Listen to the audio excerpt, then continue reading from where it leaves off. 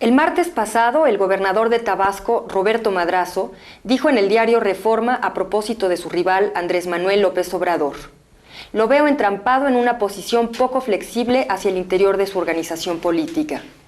Fue una gente convencida de sus propuestas y por eso siempre ha tenido el respeto de mi parte". Y a la pregunta de si López Obrador era la bestia negra de Roberto Madrazo, el gobernador respondió: "No, nunca lo ha sido. No tengo ninguna diferencia personal con él. Hay que recordar que es un tumor del PRI. Tenemos un proyecto de desarrollo distinto para el Estado". A esas y muchas otras críticas responde esta noche Andrés Manuel López Obrador, el líder del éxodo por la democracia en 1991 y de tantos movimientos políticos y sociales desde entonces. El rebelde, igualmente temido en su partido que fuera de él.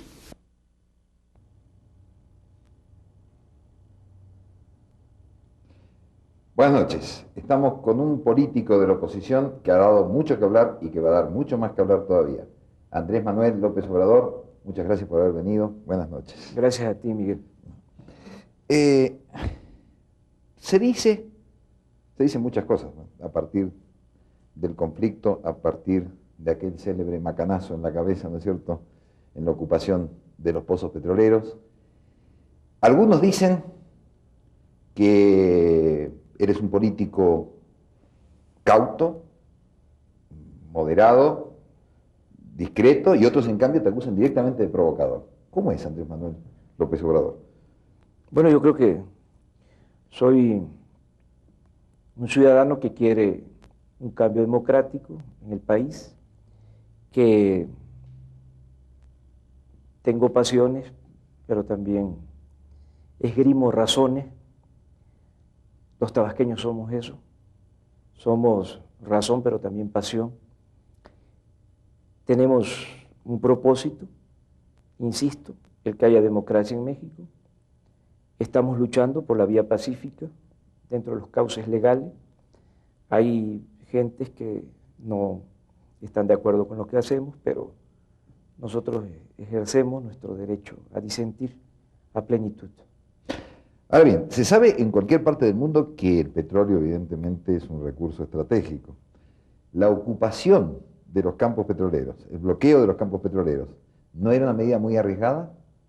Mira, es una práctica que se viene haciendo en Tabasco. Es algo que se practica en el Estado desde la irrupción de Pemex. Cuando se habla de invasiones, cuando se habla de tomas o bloqueos, habría que analizar primero cuál es la esencia del problema, es decir, cuál es el fondo del problema. Pemex irrumpió en Tabasco, Pemex ha invadido tierras en Tabasco, ha entrado a terrenos, propiedad particular, a terrenos ejidales, a terrenos comunales, ha causado daño, ha contaminado tierras, ha contaminado las aguas, ha degradado nuestro territorio.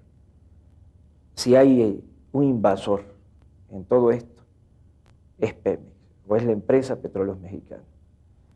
Antes de 1977, Petróleos Mexicanos tenía que pedir permiso al entrar a un terreno para explotar yacimientos petroleros.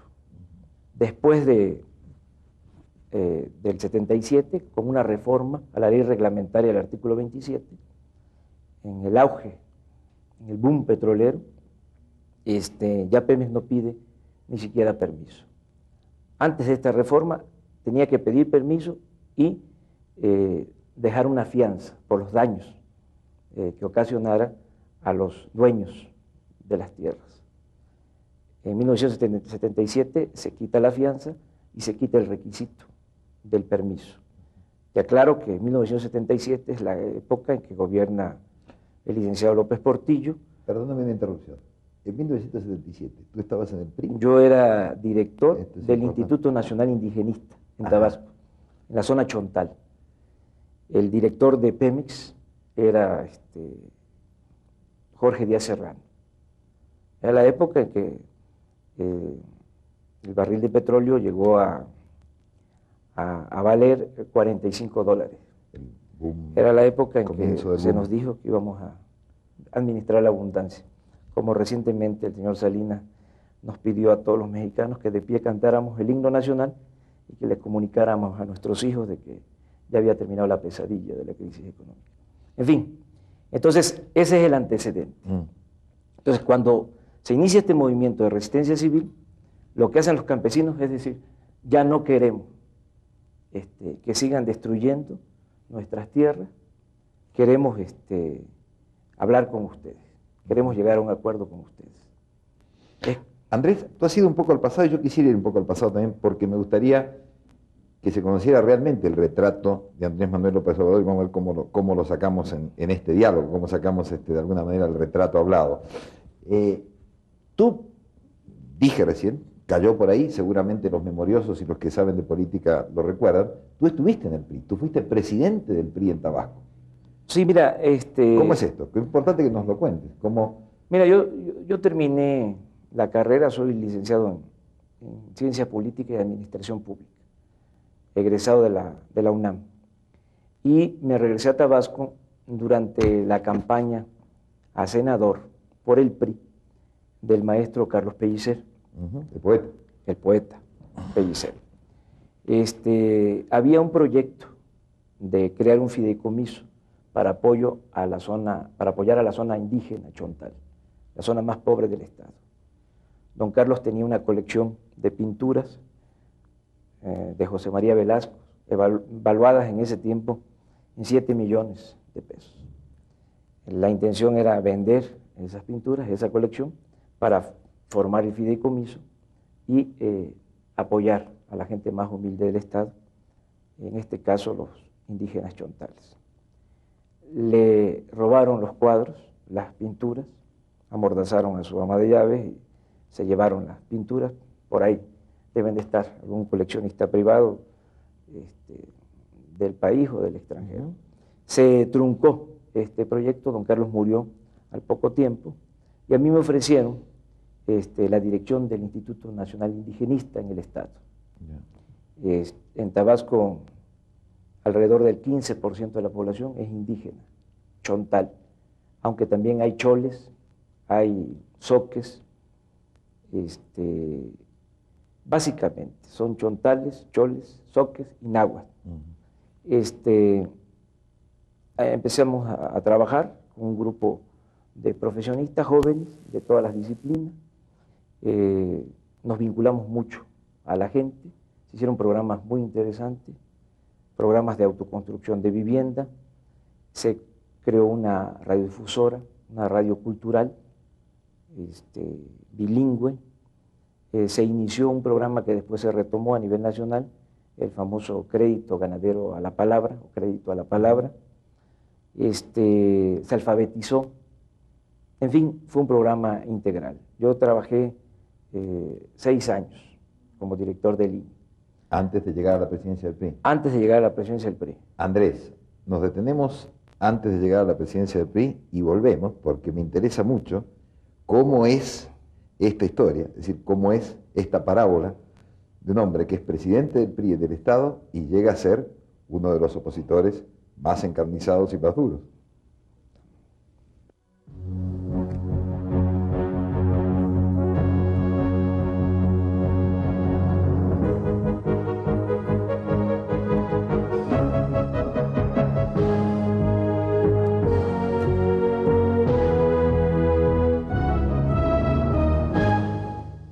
Andrés, ¿estás dispuesto a ir a la cárcel?, le preguntaron los reporteros el 7 de febrero cuando 3 helicópteros volaban sobre su casa. López Obrador respondió: toda la gente está dispuesta a ir a prisión por defender sus derechos pacíficamente. Yo estoy preparado psicológicamente para ir a la cárcel. Todos lo estamos. Entonces encendió un rally y se quedó esperando a los agentes judiciales que todavía no cumplen la orden de aprehensión.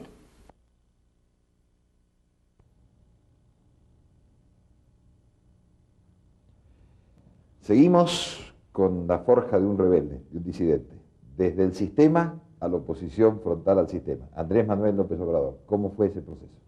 Bueno, mira, En el Instituto Nacional Indigenista, más bien en el trabajo en las comunidades, con la gente, pues no teníamos una filiación partidista.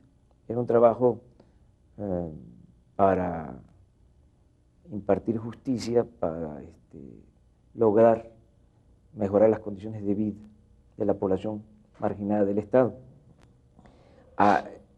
Cuando se concluye el sexenio, era gobernador el ingeniero Rovirosa, se termina su periodo, nosotros ya no teníamos muchas posibilidades de seguir con este trabajo, porque como es costumbre, hay cambios.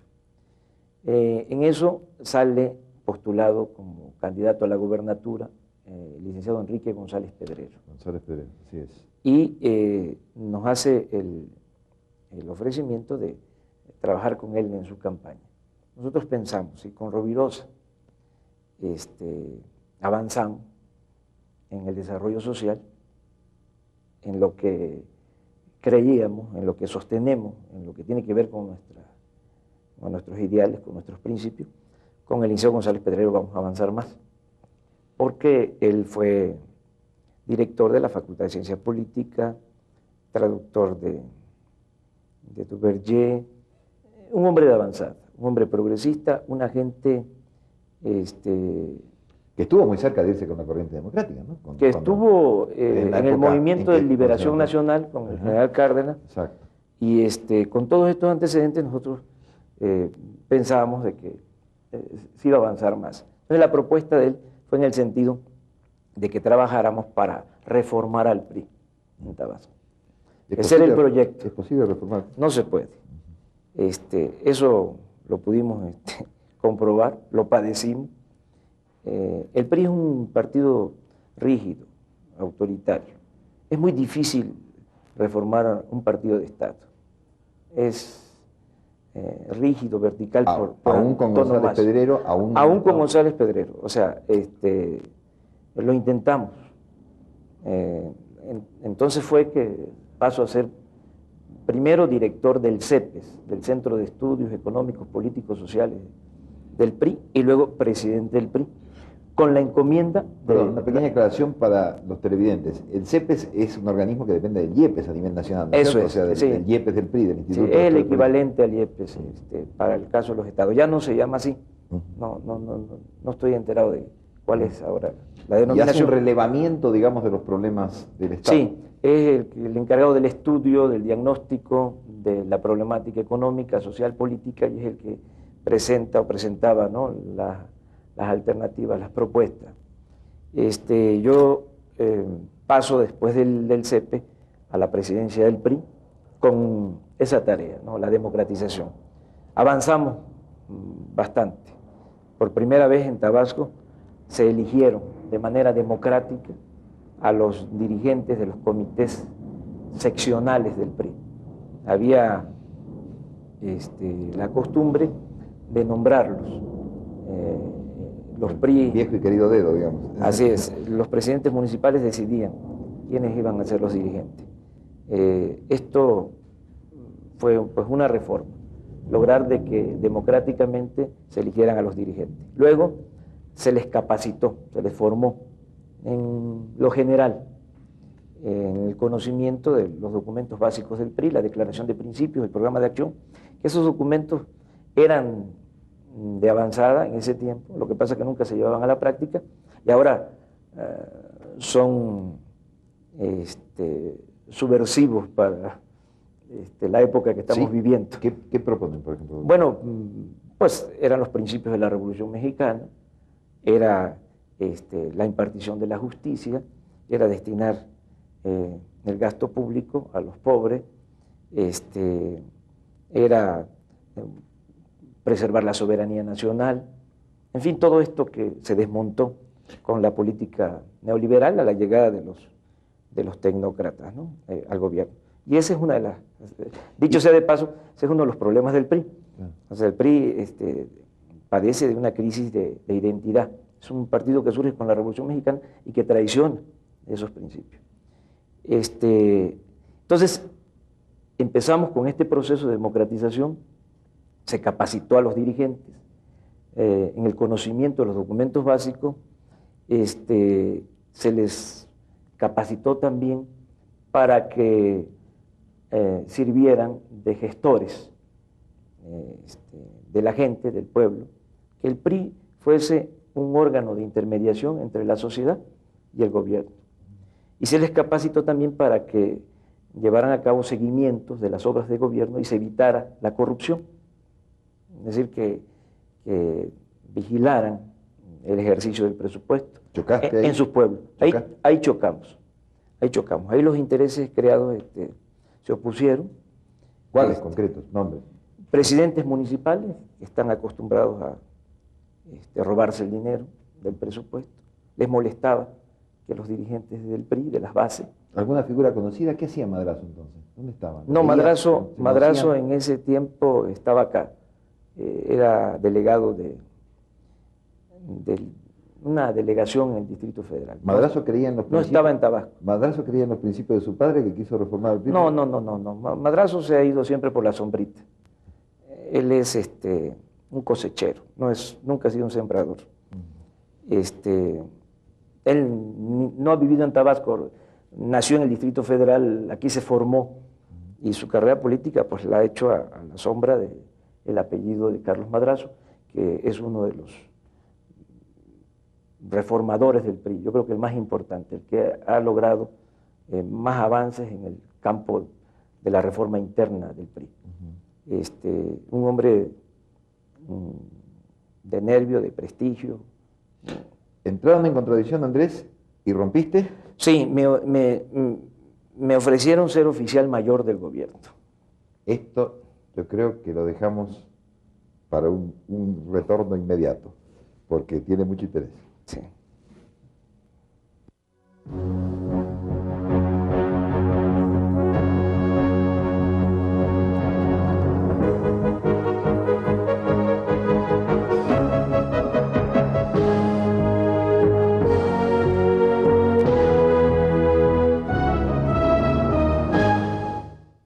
El más reciente de los conflictos en Tabasco estalló el 29 de enero, cuando perredistas bloquearon 18 pozos petroleros en demanda de indemnización por los daños ambientales provocados por Pemex.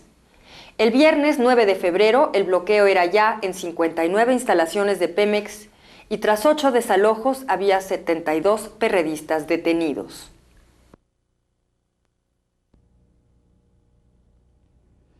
Seguimos con Andrés Manuel López Obrador y vamos a tu fugacísimo, creo que más que fugacísimo paso como oficial mayor. Sí, estuve 24 horas de oficial mayor de gobierno, renuncié, no podía renunciar al PRI, yo no pensaba en ese tiempo en salirme del PRI, pensaba, porque creía yo de que era factible la reforma. Esto fue un proceso, poco a poco me fui convenciendo de que la única posibilidad de cambiar las cosas en el país era estableciendo un verdadero sistema democrático, con alternancia, con equilibrios, con contrapesos. Pero fue un proceso. Perdón, Andrés Manuel, ¿tú te vinculaste a Cuauhtémoc Cárdenas y a Porfirio Muñoz Ledo cuando empieza el proceso de la corriente democrática inmediatamente? No, me vinculé en el 88. Ellos empezaron 87 en el movimiento. Yo salí de Tabasco después de la renuncia a la oficialía mayor, me vine acá con mi familia, estuve 2 años desempleado, recibí una beca de CONACYT, escribí un libro y empecé otro. Luego trabajé en el Instituto Nacional del Consumidor, me invitó a colaborar la licenciada Clara Hussingman, fui director de organización y de promoción del INCO, y ahí me agarró el movimiento del 88. Ahí ya tenía yo que decidir. Era muy claro, una opción era continuar dentro del gobierno, dentro del PRI, a sabiendas de que no había muchas cosas que hacer, y lo otro era salirme, luchar por mis principios en otra trinchera, y fue lo que hice. ¿Cuándo? Me vinculé en el 88, en julio, del 88, me vinculé al ingeniero Cárdenas. En ese tiempo los chontales, y esto me llena de orgullo, me postularon como candidato a la gobernatura por el Frente Democrático Nacional. Tú naciste en la zona chontal, ¿no? Yo nací en un campo petrolero que se llamaba Fortuna Nacional. Soy de Macuspana, de un pueblo que lleva el nombre de Tepetitán, un pueblo de 1.500 habitantes, no, menos, como de 1.000 habitantes. Es una vida rural muy interesante, muy libre, muy en contacto con la naturaleza. Regresando, pues, al hilo de la conversación, en el 88 salí postulado como candidato a la gobernatura de Tabasco. No había oposición en el Estado, fue empezar de la nada, el PRI lo era todo. En el 88 pues no nos fue mal en la elección, tuvieron que hacer un fraude, como siempre, obtuvimos el 20% de los votos, y ellos pensaban, nuestros adversarios, de que esto iba a ser flor de un solo día, que terminando la elección estatal, pues yo me iba a regresar a México, me iba a dedicar a otra cosa, y la intención no era esa. Nosotros no luchamos, y desde entonces lo tengo muy claro, por los puestos. La decisión no fue salirme del PRI para ser gobernador de Tabasco. La decisión fue salirme del PRI para contribuir a un cambio democrático. No estamos luchando por los puestos, estamos luchando por la democracia. Entonces nos dedicamos de inmediato a la construcción del Partido de la Revolución Democrática. Constituimos comités en cada uno de los 17 municipios. Se constituyeron también comités en cada pueblo, en cada colonia. Se construyó una organización, una estructura mínima, y empezamos a partir del 89, con el impulso que nos dejó la elección del 88. Hemos puesto en práctica una fórmula que nos ha dado buenos resultados en épocas interelectorales, es decir, cuando hay elecciones, somos movimiento.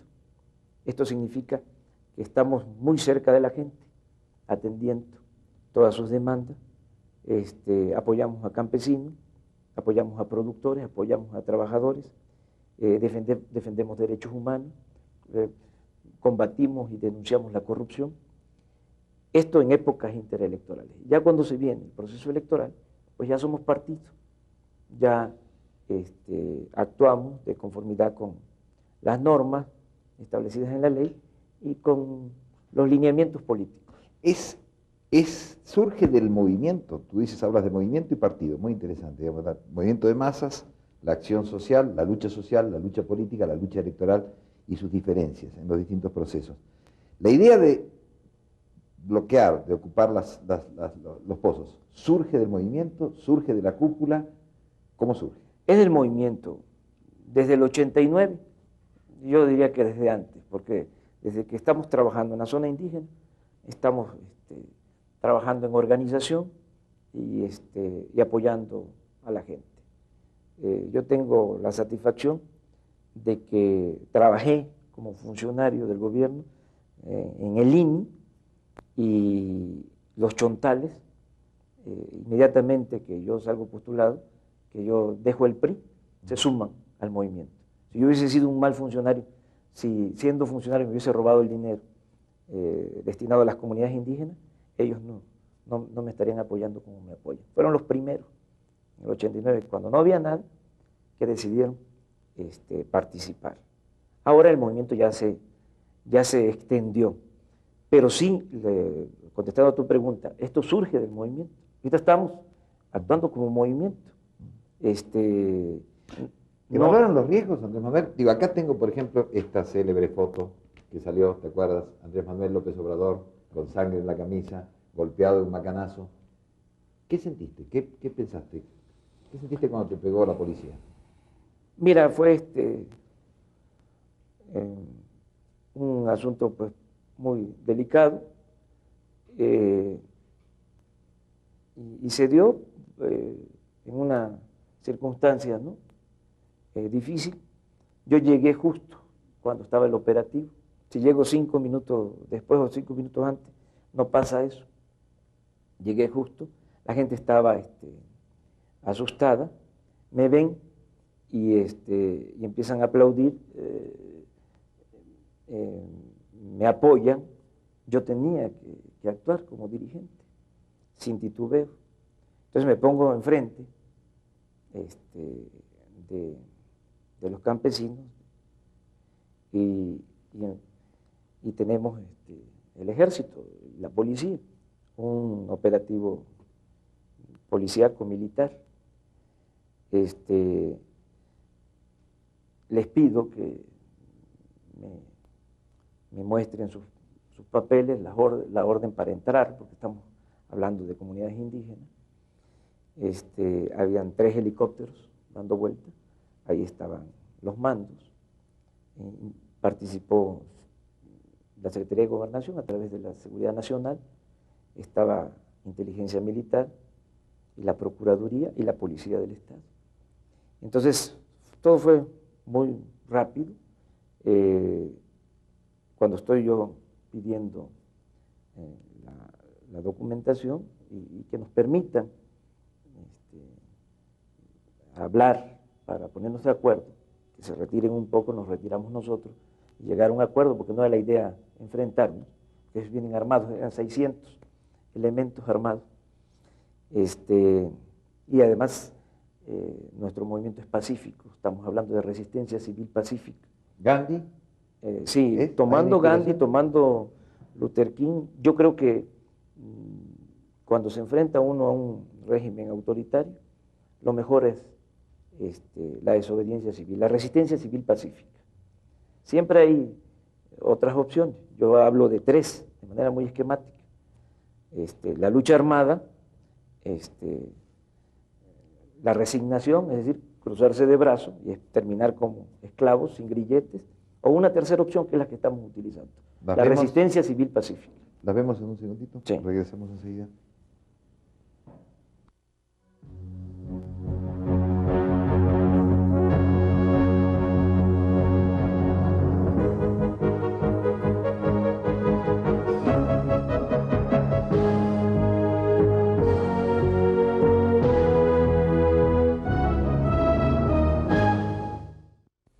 No hay mala fe de parte de los dirigentes nacionales del PRD.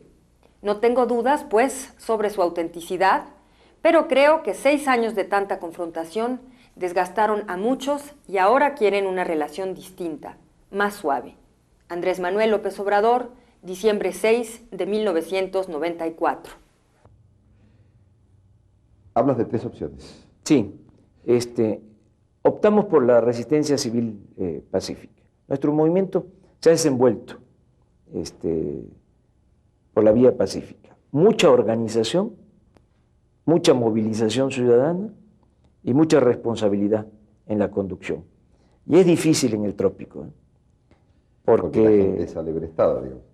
Porque se encienden las pasiones con mucha facilidad. En Tabasco y en el trópico los ríos se desbordan. O sea que pudo haber un momento en el cual la chispa estuvo cerca del barril de pólvora. Sí, pero hemos avanzado mucho. La gente ha actuado con mucha prudencia, con mucha responsabilidad. Y yo creo que tiene que ver mucho el hecho de que hay la confianza de que somos mayoría y que estamos bien organizados. Somos la fuerza política más importante de Tabasco. El gobernador Madrazo dice que ustedes son, o que practican, la industria de la reclamación. Sí. ¿Qué dices tú? Bueno, pues, si así se le denomina a luchar por derechos, ¿no? De la gente más necesitada, pues aceptamos la etiqueta. Pero si estamos hablando de industria de la reclamación, a eso le llamamos industria de la reclamación, bueno, para que se acabe la industria de la reclamación, pues tiene que haber una industria de la justicia y tiene que haber, desde luego,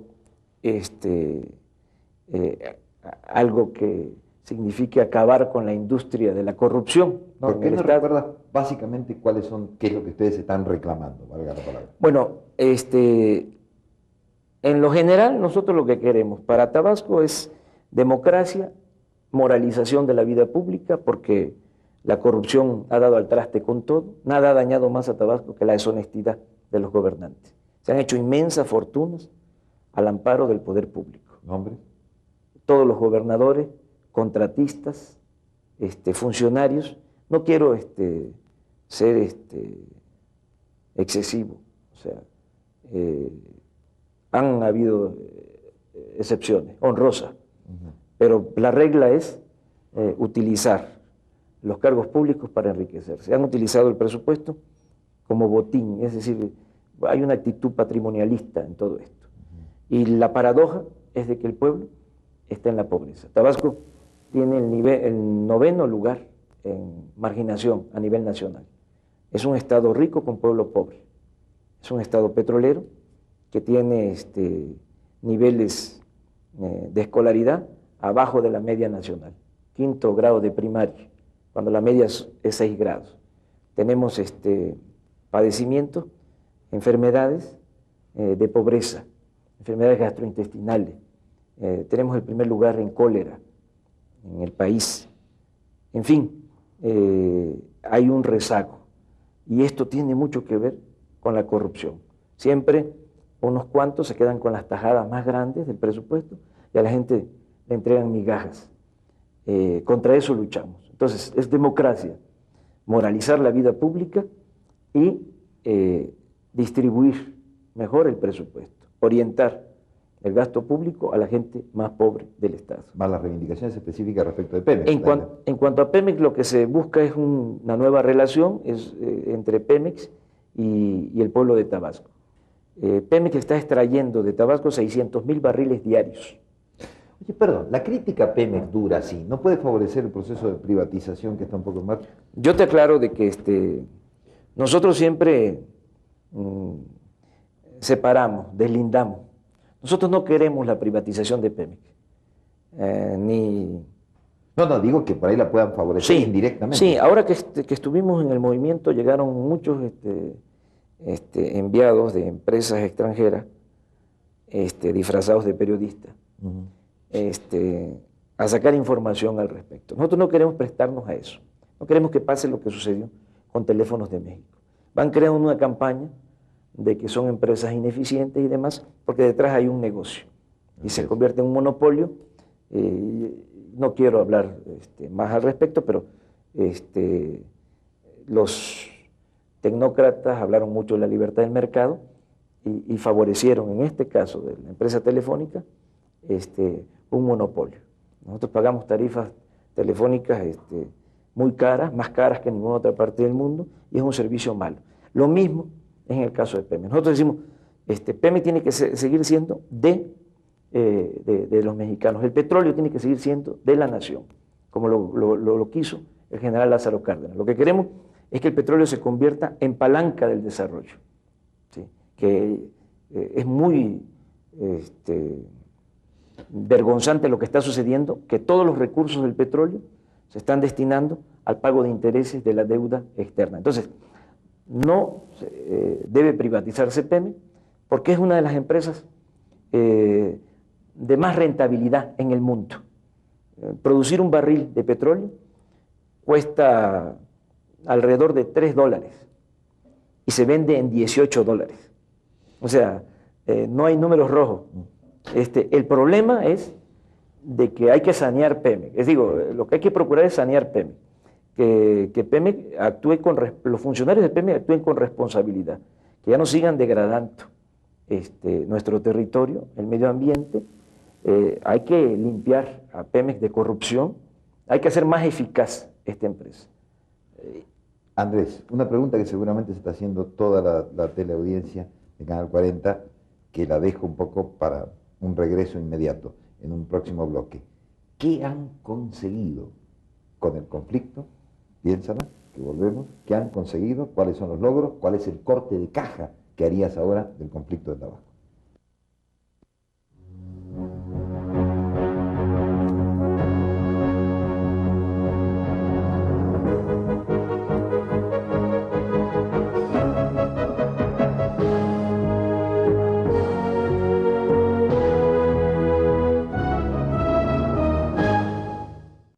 Andrés Manuel, ¿qué quiere esa gente que pasa frío en el Zócalo? ¿Los que están haciendo esa larguísima cola para que les sirvan un plato de frijoles? Quieren que yo llegue al gobierno, pero yo no puedo aceptar la gubernatura y ningún otro acuerdo que signifique una claudicación. No estoy luchando por cargos públicos, quiero democracia. Andrés Manuel López Obrador, diciembre 6 de 1994. Le decía recién a Andrés Manuel López Obrador que qué corte de caja tiene, o sea, qué ganaron, qué perdieron, qué pasa con el conflicto de Tabasco. ¿Qué pasa en estos días con el conflicto de Tabasco? Mira, haciendo un balance, ¿no?, del movimiento, yo creo que se mostró a la opinión pública nacional, internacional, de que existe una paradoja, una contradicción en Tabasco, de que Pemex está extrayendo petróleo, gas, somos el segundo productor de petróleo del país, el primer productor de gas, y la gente que vive en las zonas petroleras está viviendo en la pobreza. Esta paradoja, esta contradicción quedó, yo creo que de manifiesto en esta primera etapa del movimiento de resistencia civil. Otra cosa que fue importante es marcar un alto a Pemex en cuanto a la degradación del medio ambiente, en cuanto a la contaminación. Están muy preocupados por cumplir compromisos internacionales, por sacar el petróleo, y no están dando atención a la preservación del medio ambiente y a algo que es muy importante para los tabasqueños, a el mantenimiento de instalaciones, de oleoductos, de gasoductos, de gasolinoductos. En Tabasco hay 9.000 kilómetros de líneas y no hay mantenimiento. Nosotros tenemos accidentes frecuentes, hay explosiones. En los últimos 20 años han muerto o han quedado lisiados alrededor de 200 personas en Tabasco. Hace un año murieron 9 personas. Fue una desgracia. En un poblado cerca de Villahermosa estalló un gasolinoducto. Entonces, queremos que esto cambie. Van a seguir sacando el petróleo siempre y cuando... Pero ¿sí? Permíteme que insista. Te digo, respecto del movimiento, respecto del PRD, respecto de Andrés López Obrador como dirigente, respecto de la situación, digamos, de esta fuerza en Tabasco, ¿qué pasó? ¿Cuántos presos tienen? ¿Cuántos detenidos? Tenemos 102 detenidos. El 17, el domingo 17 de este mes, de marzo, vamos a celebrar una asamblea popular, una asamblea en donde participan todos, militantes, simpatizantes de nuestro movimiento. Y ahí tomamos la decisión. ¿Cómo son esas asambleas? ¿Por qué no se las contamos brevemente a los mexicanos que no son tabasqueños? Bueno, no las han visto. Llegan de todo el estado, de los pueblos y de la ciudad. Son asambleas en donde asisten 40.000 personas. Esta va a ser muy importante, esta del día 17. Nos bloquean siempre, es decir, no permiten a la gente que se transporte con facilidad, suspenden las líneas de transporte, pero la gente llega, asiste a la asamblea. Y hay mucho entusiasmo. ¿La asamblea decide? La asamblea decide. Cuando empezamos la resistencia civil, fue una decisión de la asamblea, se votó, o sea, los 40.000 votaron. ¿Cómo se cuenta una asamblea de 40.000 personas? Es que son posiciones muy afines, es decir, las propuestas tienen mucho que ver con lo que la gente está pensando y con lo que la gente quiere. Entonces casi es por aclamación, por unanimidad, no hay discrepancias, ¿no? Entonces nosotros el 17 vamos a preguntarle a la gente si continuamos con la resistencia civil o no. Es como un referéndum, es una consulta. Y la gente va a resolver en función de la actitud del gobierno. Después del conflicto, o mejor dicho, el conflicto se detiene porque hay un ofrecimiento del gobierno de instalar una mesa de negociación para escuchar nuestras propuestas. Presentamos 10 puntos. Uno de esos puntos es la libertad de los dirigentes y simpatizantes detenidos. Si ese punto no está resuelto. Es decir, si para el 17 los compañeros siguen en la cárcel, nosotros vamos de nuevo a la resistencia. Es casi seguro de que ese va a ser la reacción de la gente, ese va a ser el mandato. Y lo tenemos que hacer porque los que están en la cárcel no son delincuentes, son presos de conciencia, son presos ecológicos. ¿Cómo es eso? Bueno, nosotros en la resistencia civil decidimos participar corriendo el riesgo de ir a la cárcel. Todos estábamos dispuestos y seguimos estando dispuestos a ir a la cárcel, porque no nos dejan otro camino. ¿Tú piensas que esa es la fuerza del movimiento, que la gente esté dispuesta a ir a la cárcel? Esa es la fuerza del movimiento. La gente no le tiene el temor a la cárcel, no tiene miedo a la cárcel. Cuando ponían en práctica los operativos militares, detenían a la gente y las mujeres levantaban la mano y decían, yo también quiero ir. Y eso solo se logra cuando hay mucha dignidad, cuando hay muchos principios, cuando hay mucha mística. No es enfrentarse a la policía, no es enfrentarse a los soldados. La condición sine qua non entonces son los presos. Es uno de los puntos. Los presos nos están diciendo que no nos preocupemos por ello, que ellos resisten, aguantan en la cárcel, que lo que quieren es que se resuelva el problema de fondo. El problema de fondo es una nueva relación entre Pemex y el pueblo de Tabasco. Es decir, queremos que dejen de contaminar, queremos que haya un programa para mantenimiento de líneas, de oleoductos, de gasoductos, de gasolinoductos. Te decía yo de que en Tabasco la frecuencia de accidentes es de 15 accidentes por año. Y aquí te voy a poner un ejemplo que no va en el sentido del que veníamos hablando. Hay empresas petroleras del extranjero, privadas, en donde el índice de accidentes es de 5. De 5 accidentes. Y en Tabasco, Pemex, exploración, producción, tiene 15 accidentes por año. Esto no quiere decir de que son mejores las empresas extranjeras.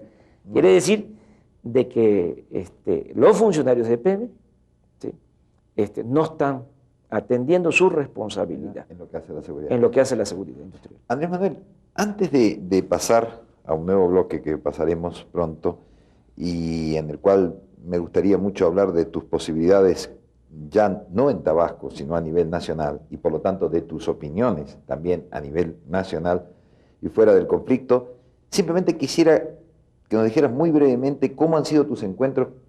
¿Has estado en la Secretaría de Gobernación? ¿Ha participado sí. López Obrador de las negociaciones? Sí. ¿Qué te han dicho? ¿Qué clima has palpado? Bueno, yo creo que hay voluntad de parte de ellos de resolver el problema. Desde luego existe, como en toda negociación, un regateo y hay gentes interesadas en que no se llegue a ningún acuerdo. Hay gente que quiere resolver todo por la fuerza, es decir, que quieren someter al adversario, ¿no? A esa gente nosotros les decimos de que no nos van a poner nunca de rodilla, que no somos intransigentes, pero sí vamos a seguir actuando con firmeza. Volvemos en un segundito. Sí.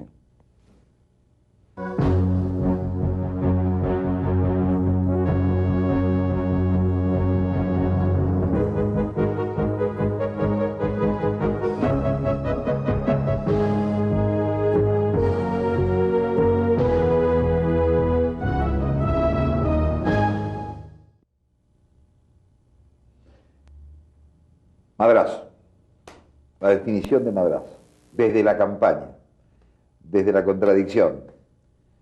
¿Cómo ves al hombre que aparece evidentemente como tu antípoda, como el contrario, el rival, por así decirlo? Bueno, mira, yo no lo veo como enemigo, lo veo como adversario. Mi crítica es de que no ha actuado con principios es un trepador, se olvidó muy pronto de lo que hizo su padre, se ha dedicado a escalar, quiere triunfar a toda costa, sin escrúpulos morales de ninguna índole. Un ejemplo. La forma como está gobernando. Él se gastó en su campaña 70 millones de dólares. ¿Cuánto? 70 millones de dólares. Clinton gastó 50 millones de dólares. ¿Eso se puede comprobar? Eso está... Lo comprobamos. Entregamos 40 cajas con documentos a la Procuraduría y estamos esperando que la Suprema Corte de Justicia resuelva lo de una controversia constitucional para que se conozca el origen del dinero. Ya la Procuraduría corroboró de que se gastó esa cantidad. Nosotros presentamos documentos, nos hicieron llegar todo el archivo de la Secretaría de Finanzas del PRI, entregamos pólizas de cheques, facturas, y se hizo una revisión. Entiendo que se corroboró con la Comisión Nacional Bancaria y se encontró de que hubieron estos movimientos en las cuentas de cheques del PRI. Madrazo obtuvo 290,000 votos y se gastó 70 millones de dólares. Es un promedio de 250 dólares por voto. El hijo de Carlos Madrazo. Me siento muy satisfecho. Realmente los tabasqueños estamos avanzando. Hay un sector muy amplio del pueblo de Tabasco consciente de la necesidad de que haya democracia. Yo saqué el 39% de los votos, según cifras oficiales. 39. ¿Crees en esas cifras? ¿Estás de acuerdo con No, esas no cifras? creo en esas cifras. Las impugnas. Tenemos pruebas de que, además de ese gasto, hubo fraude electoral. Yo estoy seguro de que nosotros ganamos la elección. Pero una de las cosas que me llena de satisfacción y que debe ser orgullo para el pueblo de Tabasco es de que no vendieron sus convicciones. Es decir, quisieron comprarles la lealtad, la conciencia de la gente y no pudieron. Entonces, ese es un cuestionamiento que le hago a Madrazo, porque además, cuando nosotros presentamos la denuncia, él declaró de que se trataba de documentación apócrifa, de que nosotros habíamos inventado todos los documentos, que eso era mentira. Y todavía ayer lo volvió a decir, de que él gastó 3.800 millones de viejos pesos. El tope de campaña... ¿Cuánto gastó el PRD? El PRD, nosotros gastamos 600 millones de viejos pesos, 600,000 nuevos. ¿Y el PAN? El PAN no tengo la cifra, pero Madrazo gastó 60 veces más de lo autorizado. Andrés Manuel, nos acercamos desgraciadamente al final, vamos a repetir el viejo lugar común sobre el tiempo, etcétera, etcétera, bla, bla, bla. Algunas definiciones nacionales. Se dice que vas a ser el próximo presidente del PRD a nivel nacional. ¿Qué hay de eso? Mira, ¿Te presentas? ¿Te candidateas? Todavía no he tomado la decisión. Estamos en vísperas de la asamblea del día 17. No sabemos qué nos depare ¿Lo tomarás después de la asamblea? El destino. Después de la asamblea tengo que consultar a la gente. Mi liderazgo se ha construido con el apoyo de hombres y de mujeres libres de Tabasco. Yo tengo que pedirles autorización. Si ellos quieren que yo participe como candidato, voy a participar como candidato del PRD a la presidencia. Es una pregunta muy delicada. Si fueras presidente del PRD, ¿qué harías distinto de Porfirio Muñoz Ledo? El licenciado Muñoz Ledo es un extraordinario político, una gente que yo respeto. Él es uno de los hombres más brillantes en el terreno político que hay en el país. ¿Qué haría yo diferente? Bueno, cada quien tiene su peculiaridad. Yo no voy a extrapolar el modelo tabasqueño a lo nacional. Yo creo que hace falta trabajar más en organización, hace falta puntualizar más sobre nuestra propuesta, hace falta más unidad, hace falta en el PRD marcar muy bien las diferencias, es decir, ¿por qué somos distintos al PRI? ¿Por qué somos distintos al PAN? ¿Por qué crece el PAN y por qué se ha achicado el PRD? Bueno, nosotros hemos cometido errores, pero también hay que tener presente de que fuimos blanco de toda una lanzada durante el gobierno de Salinas. Salinas trató al PAN como adversario, a vencer, y a nosotros nos trató como enemigos a destruir. Fueron 6 años muy difíciles para nosotros. Nos proyectaron una imagen de violentos, de desestabilizadores, de que siempre nos estamos peleando. Hay algo de eso, porque nuestras diferencias las hacemos públicas y las dirimimos con debate. En el PAN también hay diferencias. Lo que pasa es que lo hacen más en tranquilidad, más oculto. Y en el PRI, bueno, pues ya ni hablar. Tú sabes cómo se dirimen las diferencias en el PRI. No quiero puntualizar. Definiciones muy sintéticas, casi relámpago. El subcomandante Marcos. Es uno de los hombres más inteligentes que he conocido en mi vida. ¿Qué opinas del método que dirigió? Es producto de las circunstancias. Son legítimas las causas que defiende, no comparto las vías. Es decir, Cuauhtémoc Cárdenas. Es el hombre de más alta estatura política y moral que hay en México. Es el líder de oposición más importante, sin duda. Ernesto Zedillo. El hombre más íntegro que tiene el país. Ernesto Zedillo. Ernesto Zedillo, yo creo que los jalonean mucho, le falta aplomo, y él confunde, él piensa de que nosotros queremos un presidente autoritario. No, nosotros queremos un presidente que cumpla con su función, y sentimos que está rodeado y que se está conformando una especie de confederación de caciques en México, un sindicato de gobernadores que se oponen a los cambios. Está la actitud de Figueroa, ya no tiene por qué estar este señor en el gobierno. Esto nos daña a todos los mexicanos, independientemente de la cuestión partidista. Pero Zedillo ha planteado, ¿no es cierto?, que se investigue Aguas Blancas y ha planteado... Sí, pero falta decisión, falta aplomo, y no es autoritarismo. Hace falta que cumpla con sus funciones. No es posible que el presidente de México no garantice a los ciudadanos mexicanos el derecho a la vida, que es el principal de los derechos, es el derecho más importante. Figueroa no debe estar ahí. ¿Viste el video de Aguas Blancas? Sí, me impresionó, como a todos los mexicanos.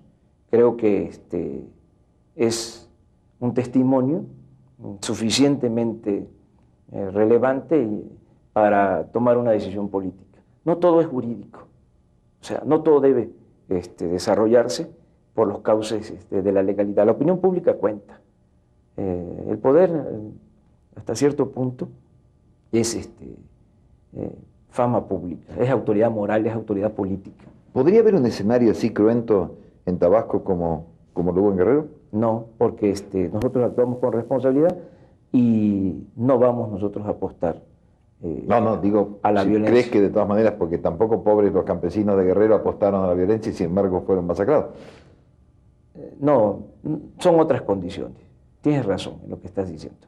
Son otras condiciones y nosotros vamos a hacer siempre lo que esté de nuestra parte para evitar la violencia. Nada justifica el derramamiento de sangre.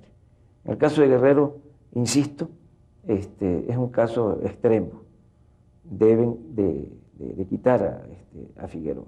Y no es un acto de autoridad, no es que estemos pidiendo el regreso al viejo centralismo, porque todo esto de la soberanía y del federalismo se ha convertido en una especie de patente de corso para gobernadores autoritarios, para que hagan y deshagan en sus estados. Entonces, esto no se debe permitir. En el mismo caso está Bartlett y desde luego Madrazo y otros más. Entonces, al presidente le hace falta tomar decisiones, lo jalonean mucho, le hace falta más aplomo. Insisto, no queremos un presidente autoritario, queremos un presidente que cumpla cabalmente con su deber. ¿Tú tienes hijos? Sí. ¿Estás casado? ¿Cuántos hijos tienes? Tengo 3. 3 hijos. ¿Qué edad tienen? 14 años el mayor, 9 años y 5 años. ¿Qué México sueñas para esos hijos?